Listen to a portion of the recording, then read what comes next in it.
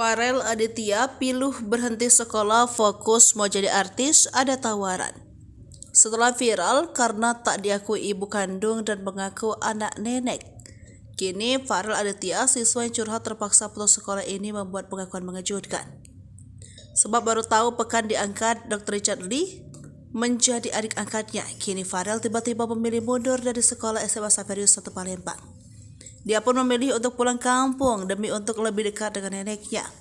Ia merasa tak mampu mengikuti alur pelajaran di SMA Xaverius 1, kemudian menjalani les bahasa Inggris dan belajar hal lainnya, seperti dikatakan Dr. Richard Lee.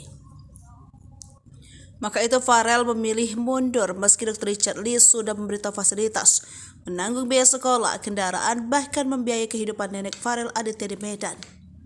Dia pun mengaku sudah tak betah dan memilih mundur meski pasti diprotes dan dihujat.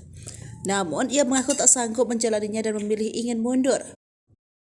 Namun, sejumlah netizen menilai pernyataan tiktokers Farel tentang berhenti sekolah masih menjadi perbincangan. Diduga karena remaja 17 tahun ini ingin fokus jadi artis. Sebab dalam podcast Richard Lee, sebenarnya Farel mengaku ingin menjadi artis tetapi dibelokkan menjadi arsitek. Sementara itu di podcast The Sungkar, Farel Aditya secara jelas menyebutkan dia ingin menjadi artis. Banyak yang menduga jika Farel sudah ada tawaran job terkait dengan alasan mundur tersebut, bisa jadi job sudah menunggu sebab dia viral saat ini.